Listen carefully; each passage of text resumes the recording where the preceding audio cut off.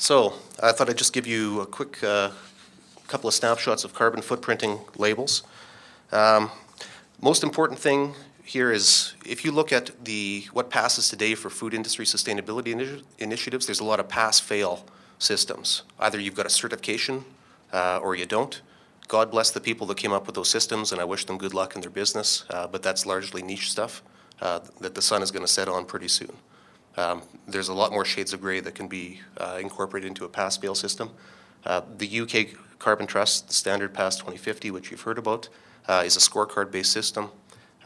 It will tell you, okay, here's the number of grams of carbon dioxide equivalent on the pack. The top right is a PepsiCo package, Walker's Crisps, that does exactly that. Walker's Crisps is a UK company that's owned by PepsiCo.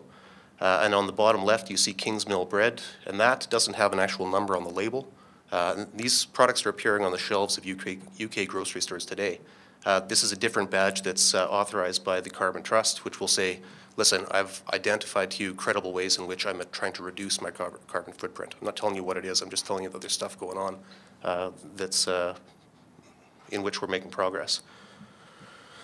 And there's efforts underway, we understand, through the case study that we're working on to replicate this in France and Germany. And largely this has been driven by Tesco. The major UK retailer, they got about 30% market share in the UK, which is huge. And they have, I gather some night, Sir Terry Leahy, who got full of public energy and went and articulated that Tesco was going to have carbon footprint labels on several hundred of its private label products. That was a couple of years ago. I think they're up to under a dozen now. They've discovered that it's actually quite difficult to need.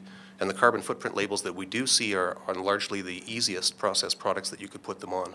Bread, largely a single ingredient product. Potato chips, you got oil, you got salt. They have milk, potatoes, actually whole potatoes, both organic and conventional, and fruit smoothies. I don't know where they get their fruit numbers from, because that's largely overseas production. So let me move on.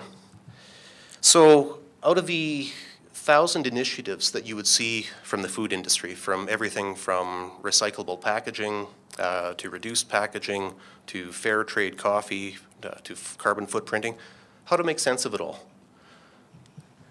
There's sort of a natural progression that we're seeing. The first is, okay, I'm going to get my company's house in order. I'm going to start picking up the low-hanging fruit. I'm turning off the lights and turning off the trucks at the loading docks. And I don't want to impugn these efforts, because these are very important, they add up, and they're real, and they can be quantified. So they're fantastic. The second, after you get past the initial energy savings and improved resource use, seems to be reduced and recycled packaging. Every one of us who shops at the grocery store will have seen examples of this. Third, high-risk ingredients. You don't want to be the next Nike who's got a TV camera crew filming child labor in any part of your operations. Even if you don't apply that, or even if you don't own those operations, even if they're your supplier, you can get tagged. Then this isn't going to be a surprise to most of you who work in business, but the major companies of the world have already made efforts to troubleshoot on coffee and cocoa and water in some cases, but these are largely tropical agriculture crops. Sort of the fourth frontier, which we're just now starting to see, and I would argue that the carbon footprinting labels in the UK, Tesco's, as part of this, is ag products with relatively short supply chains, either direct farmer company contacts and often perishable products.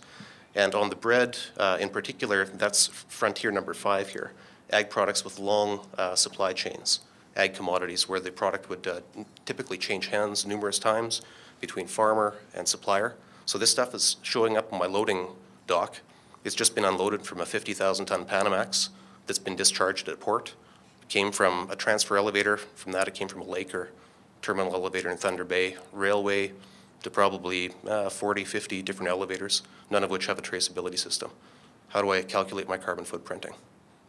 Or how do I calculate my carbon footprint? So that's the sort of scope of challenges that we're dealing with on this stuff. And yet, apparently, it's been possible to do because we're seeing it on the bread product there. I know some of the wheat guys who've been working on this data.